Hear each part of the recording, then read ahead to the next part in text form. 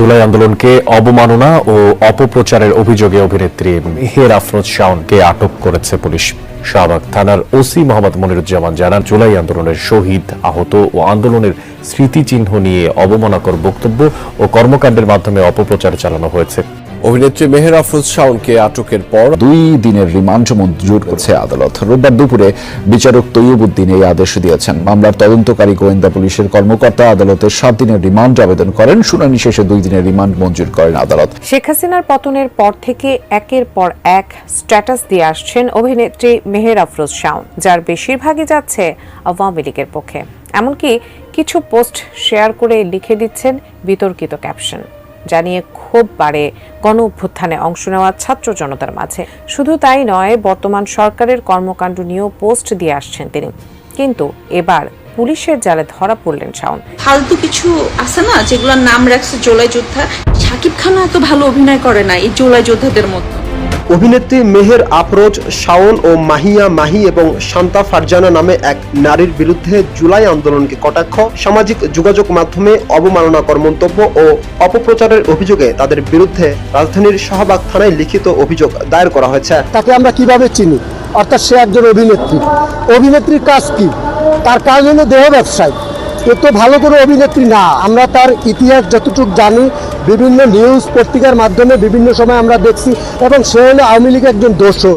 অভিনেত্রী মেহের আফরোজ শাওনের মতো কিছু নারীরাই জুলাই গণঅভ্যুত্থানকে সিডিআই বলতে পারে, কারণ তারা হচ্ছে আওয়ামী এবং ভারতের দালাল। এদেশে থেকে এদেশের পরে তারা ভারতের দালালি করছে। জুলাই গণঅভ্যুত্থানের পর থেকে বাংলাদেশে অবস্থা নিয়ে একের পর এক বিতর্কিত মন্তব্য করিয়ে আসছেন এই অভিনেত্রী মেহের আফরোজ শাওন, যার প্রত্যেকটা মন্তব্যই হচ্ছে দেশ বিরোধী, দেশের মানুষ বিরোধী। যে কারণেই এদেশের সর্বস্তরের মানুষ, সর্বস্তরের জনগণ তারা জুলাই গণঅভ্যুত্থানকে বুকে ধারণ করে। যে কারণেই তারা এই অভিনেত্রী মেহের আফরোজ শাওনকে সিডিআই বলে, এবং ইতিমধ্যে জুলাই গণঅভ্যুত্থানকে নিয়ে কটূক্তি করায় এই অভিনেত্রী মেহের আফরোজের ভেরিফাই ফেসবুক পেজ রিমুভ করা হয়েছে। দর্শকের বিষয়ের কিছু অংশ ভিডিওর শুরুতে শিরোনামে আপনারা দেখেছেন, বিস্তারিত পুরো ভিডিও জুড়ে। তার আগে আমার একটা অনুরোধ, যারা আমাদের চ্যানেলে নতুন আসছেন চ্যানেলটি সাবস্ক্রাইব করে ওয়াল ক্লিক করে বেল আইকনটি বাজিয়ে দিন। দর্শক, চলুন দেখে আছি জুলাই গণঅভ্যুত্থানকে সিডিআই বলার কারণে কত বড় বিপদে পড়তে যাচ্ছেন এই অভিনেত্রী মেহের আফরোজ শাওন। সেটা আপনারা পুরো ভিডিওটা দেখলেই বুঝতে পারবেন।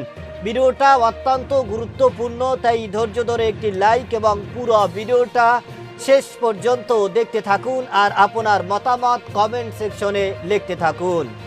স্নাত জুলাই, যে মাসটি বাংলাদেশের ইতিহাসে লেখা হয়েছে ছাত্র জনতার অসামান্য আত্মত্যাগ আর স্বৈরাচার পতনের এক অবিস্মরণীয় কালির আঁচড়ে। সদ্যই পেরিয়েছে এই ঐতিহাসিক গণ অভ্যুত্থানের বর্ষপূর্তি, কিন্তু ঠিক এই আবেগঘন সময়েই শহীদদের রক্তকে উপহাস করে কুরুচিপূর্ণ মন্তব্য করে রীতিমতো তোলপাড় ফেলে দিয়েছেন আওয়ামী দালাল খ্যাত অভিনেত্রী ও নির্মাতা মেহের আফরোজ শাওন। 2024 সালের জুলাই এদেশের কোটি কোটি ছাত্র জনতার কাছে এক আবেগের নাম। অধিকার আদায়ের লড়াইয়ে রাজপথে বুকের তাজা রক্ত ঢেলে দিয়েছিল যে তরুণ সমাজ, সেই জুলাইয়ের বর্ষপূর্তিতেই চরম ধৃষ্টতা দেখালেন অভিনেত্রী মেহের আফরোজ শাওন। কোনো রাগঢাক ছাড়াই সামাজিক মাধ্যমে তিনি ব্যবহার করলেন নেতিবাচক ও আপত্তিকর হ্যাশট্যাগ জুলাই সিডিআই। তার এই অপ্রত্যাশিত পোস্ট মুহূর্তেই পরিণত হয় তীব্র ক্ষোভের দাবানলে। ছাত্র জনতার রক্তে কিনা এদেশের দ্বিতীয় স্বাধীনতাকে এমন সস্তা প্রোপাগান্ডায় রূপ দেওয়ার অপচেষ্টাকে কিছুতেই মেনে নিতে পারছে না নেটিজেনরা। তার এই পোস্টটি মুহূর্তেই ভাইরাল হলে সাধারণ ফেসবুক ব্যবহারকারীদের পাশাপাশি বিভিন্ন শ্রেণী পেশার মানুষ এই অবস্থানের তীব্র বিরোধিতা শুরু করেন। নেটিজেনদের অনেকেই এই পোস্টের নেপথ্য কারণ হিসেবে শাওনের ব্যক্তিগত ও পারিবারিক বিষয় টেনে নানামুখী মন্তব্যে শাওনকে রীতিমতো তুলোধুনো করেন। হাসান শিকদার নামে এক ফেসবুক ব্যবহারকারী দাবি করেন, শাওনের বাবার ডাকনাম ছিল জুলাই। মোহাম্মদ রবিউস সানি এবং নাজমুল হাসান আকাশ সহ অনেকেই প্রয়াত কথা সাহিত্যিক হুমায়ুন আহমেদের সাহিত্য ও ব্যক্তিগত জীবনের নানা উপমা টেনে শাওনের এই মানসিকতার সমালোচনা করেন। অন্যদিকে ফিরোজ মজুমদার নামের আরেক ব্যবহারকারী সরাসরি ক্ষোভ প্রকাশ করে লেখেন, আমি জুলাই, আসো এবার। নেটিজেনদের বড় একটি অংশের দাবি, গণ অভ্যুত্থানের শহীদদের প্রতি এমন উপহাস কোনোভাবেই গ্রহণযোগ্য নয়। ছাত্র জনতা ক্ষোভ প্রকাশ করে দাবি করেন তার কঠোর শাস্তির। উনি যে শব্দটা ইউজ করছে, এই শব্দটার মাধ্যমে জুলাইকে খুবই তুচ্ছ করা হয়েছে। আমি সরকারের প্রতি, যারা হচ্ছে প্রশাসনে আছে, তাদের কাছে অনুরোধ করব, রিকোয়েস্ট করব, খুব দ্রুত যেন ওনাকে গ্রেপ্তার করা হয়। তার একটা দৃষ্টান্তমূলক দৃষ্টান্তমূলক শাস্তি দরকার, যেহেতু জুলাই আন্দোলনের মাধ্যমে এই যে দেশটা এই অবস্থায় আসছে বা দেশের স্থিতিশীলতা ফেরত আসছে, ফ্যাসিস্ট সরকার দূর হয়েছে, তো এই ক্ষেত্রে উনি যে এই কথাটা বলছে এই কথাটা তার সাথে যায় না, এর একটা দৃষ্টান্তমূলক শাস্তি দরকার। শুধু ক্ষোভ প্রকাশই নয়, কেউ কেউ আবার তার কুরুচিপূর্ণ মন্তব্যের জবাবও দিচ্ছেন ঠিক তার ভাষাতেই। তাকে আমরা কিভাবে চিনি? অর্থাৎ সে একজন অভিনেত্রী। অভিনেত্রীর কাজ কি? তার কাজ হলো দেহ ব্যবসায়। এ তো ভালো করে অভিনেত্রী না। আমরা তার ইতিহাস যতটুকু জানি, বিভিন্ন নিউজ পত্রিকার মাধ্যমে বিভিন্ন সময় আমরা দেখছি, এবং সে হলো আওয়ামী লীগের একজন দোসর, আওয়ামী লীগের দোসর এবং দেহ ব্যবসায়ী।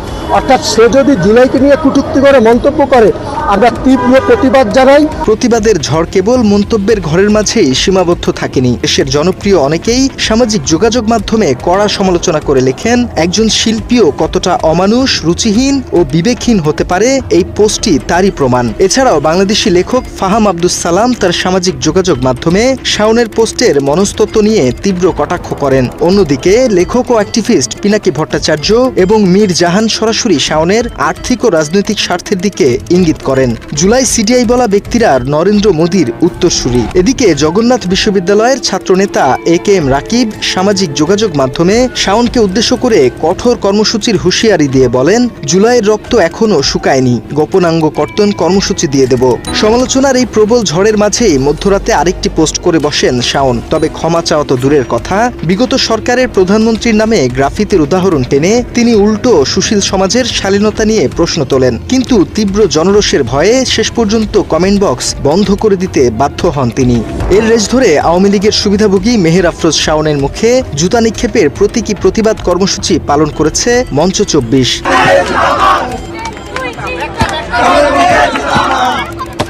মঞ্চ 24-এর আহ্বায়ক ফাহিম ফারুকী শাওনকে 24 ঘন্টার মধ্যে গ্রেপ্তারের আলটিমেটাম দিয়ে বলেন, আওয়ামী লীগ ও ভারতের পৃষ্ঠপোষকতায় দেশকে অস্থিতিশীল করতে তৎপর শাওন। এখানে আপনারা আজকে দেখেছেন তাকে আমরা প্রতীকী জুতা নিক্ষেপ করেছি। 24 ঘন্টার ভিতরে যদি সরকার তাকে গ্রেপ্তার না করে, তার বাসা থেকে ধরে এনে আমরা তাকে জুতা নিক্ষেপ করব। কারণ এরা তো এই সরকারের বিরুদ্ধে লাগাতার ষড়যন্ত্র করছে। এরা তারেক রহমানের সরকারকে বিশ্বাস করে না, জাতীয়তাবাদী দলকে বাংলাদেশ সূত্র মনে করে। সুতরাং এই যে গোষ্ঠী, এরা মূলত জাতীয় পার্টি, 14 দল, শাওন, ইসকন, শুভেন্দু, এরা প্রত্যেকে একটা সার্কেল। এদিকে জুলাই নিয়ে এমন বিরূপ মন্তব্য কেবল শাওনের মাঝেই সীমাবদ্ধ নেই। এক টকশোতে জুলাইকে ডিজাইন ও ষড়যন্ত্র বলায় উপস্থাপিকা সোমা ইসলাম ও চ্যানেল আইকে বর্জনের ডাক দেন সুপ্রিম কোর্টের আইনজীবী ও ব্যারিস্টার শাহরিয়ার কবির। এছাড়া সাংবাদিক আনিস আলমগীর মন্তব্য করেন, জুলাই নাম দিয়ে যত সংগঠন আছে বেশিরভাগই জামায়াতে ইসলামীর সঙ্গে সম্পর্কিত। নানা সময়ে এই আনিস আলমগীর জুলাই নিয়ে বিতর্কিত বক্তব্য দিয়ে থাকেন। সাধারণ মানুষের অধিকারের আন্দোলন জুলাইকে রাজনীতিকরণের মাধ্যমে মূলত আওয়ামী লীগের এজেন্ডা বাস্তবায়ন করছেন আনিস আলমগীর, এমন অভিযোগ অনেকেরই। জুলাই আন্দোলনকারী নাম দিতে পারেন, আপনি জুলাই যোদ্ধা নাম দিয়েছেন কেন? জুলাই যোদ্ধা নাম দিয়েছেন, আপনি এদেরকে 24-কে আপনি 71-এর সাথে কম্পেয়ার করতে চান। এসবের বাইরে মূলত 5 আগস্টের পর থেকে বর্তমান সরকার, বিএনপি ও জামায়াত এনসিপিকে নিয়ে অভিনেত্রী শাওনের ধারাবাহিক কটাক্ষের শেকড় অনেক গভীরে। তার মা বেগম তহুরা আলী ছিলেন জামালপুর জেলা আওয়ামী লীগের সাবেক উপদেষ্টা ও সংসদ সদস্য। সেই পারিবারিক রাজনৈতিক আদর্শ থেকেই তিনি সামাজিক যোগাযোগ মাধ্যমকে অপপ্রচারের হাতিয়ার হিসেবে বেছে নিয়েছেন বলে সমালোচনা রয়েছে। দর্শক, জুলাই গণঅভ্যুত্থানে দেশের হাজার হাজার ছাত্র জনতা যারা রক্তের বিনিময়, জীবনের বিনিময় বাংলাদেশকে স্বাধীন করে দিয়েছে, আজ তাদেরকে যারা কটাক্ষ করে, কটূক্তি করে, তাদেরকে নিয়ে যারা অপমাননা করে, এদেশের মানুষ এখন জুলাইকে ধারণ করেছে। সুতরাং এদেশের মানুষ জুলাইকে ধারণ করার পরে যারা জুলাইকে নিয়ে এ ধরনের অপমাননা, এ ধরনের কটূক্তি করে, তাদের বিচার কি হতে পারে এবং তাদেরকে কতটুকু শাস্তি দেওয়া হতে পারে, সেটা হয়তো আপনি কিছুটাও আশ করতে পেরেছেন। কারণ এই অভিনেত্রী মেহের আফরোজ শাওন, তিনি জুলাইকে নিয়ে যেই সিডিআই বলেছেন এবং তাদেরকে নিয়ে যে সমস্ত কটূক্তি করেছেন, এর কারণে কিন্তু ইতিমধ্যে সর্বস্তরের জনগণ রাজপথে ঝাঁপিয়ে পড়েছেন এবং তার বিরুদ্ধে ইতিমধ্যে আমাদের দেশের নবনির্বাচিত প্রধানমন্ত্রী তারেক রহমানের সামনেই কিন্তু এ ব্যাপারে আলোচনা হয়েছে এবং তার বিরুদ্ধে মামলাও হয়েছে। যে কোনো সময়, যে কোনো মুহূর্তে কিন্তু তাকে আটক করা হতে পারে এবং তাকে জনগণের সামনে দিবালোকে প্রকাশ্যে শাস্তি দিতে হবে এবং আইনের আওতায় এনে তাকে দেশের মানুষের সামনে শাস্তি প্রদান করা হবে, যাতে করে আর কেউই এই জুলাই গণঅভ্যুত্থান নিয়ে কটূক্তি এবং অপমাননা কোনো কথা বলতে না পারে।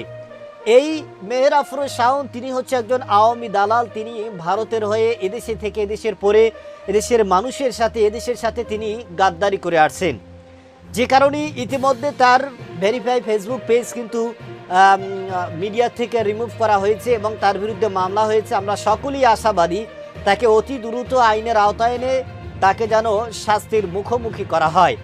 এবং এই অভিনেত্রী মেহের আফরোজ শাওনের মতো আরও যারা রয়েছে, অভিনেত্রী মাহিয়া মাহি তিনিও কিন্তু জুলাই গণঅভ্যুত্থানকে নিয়ে কটূক্তি করেছেন, অপমাননা করেছেন এবং তাদের মতো আরও যারা এখনও বাংলার আনাচে কানাচে রয়েছে, যারা প্রকাশ্যে আওয়ামী দালাল এবং ভারতের দালাল হয়ে কাজ করেছে, তাদেরকে যেন চিরুনি অভিযানের মাধ্যমে যারা এখনও ধরাছোঁয়ার বাইরে রয়েছে তাদেরকে যেন আইনের আওতায় আনা হয়।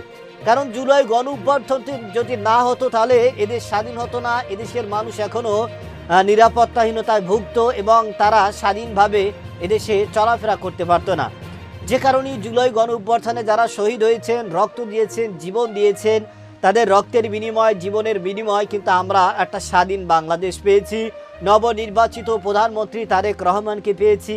তিনি কিন্তু এদেশের জন্য, এদেশের মানুষের জন্য সর্বদা কাজ করে যাচ্ছেন এবং আমরা আশাবাদী তিনি বিগত যে সমস্ত সরকার ফ্যাসিস্ট হয়ে উঠেছিল, যারা দেশের মানুষের সাথে দেশের সাথে গাদ্দারি করেছে, আমরা সকলেই আশাবাদী নবনির্বাচিত প্রধানমন্ত্রী তারেক রহমান এদেশের হয়ে, এদেশের মানুষের হয়ে তিনি কাজ করবেন এবং বাংলাদেশকে তিনি বিশ্বের মানচিত্রে তিনি এটাকে আরও সুন্দরভাবে ফুটিয়ে তুলবেন, এটাই আমাদের আশা। সুতরাং যে বা যাহারাই জুলাই গণঅভ্যুত্থানকে নিয়ে কটূক্তি করবে তাদেরকে অতি দ্রুত যাতে করে আইনের আওতায় আনা হয় এবং সর্বোচ্চ শাস্তির ব্যবস্থা করা হয়, এটাই এদেশের জনগণের দাবি, এটাই এদেশের মানুষের দাবি। দর্শক, আপনার কি দাবি সেটা আমাদের কমেন্ট সেকশন অবশ্যই জানাবেন। আজ এ পর্যন্তই। সুস্থ থাকবেন, ভালো থাকবেন। দেখা হবে আগামী কোনো ভিডিওতে, কথা হবে নতুন কোনো বিষয় নিয়ে। সে পর্যন্ত ভালো থাকবেন। খোদা হাফেজ।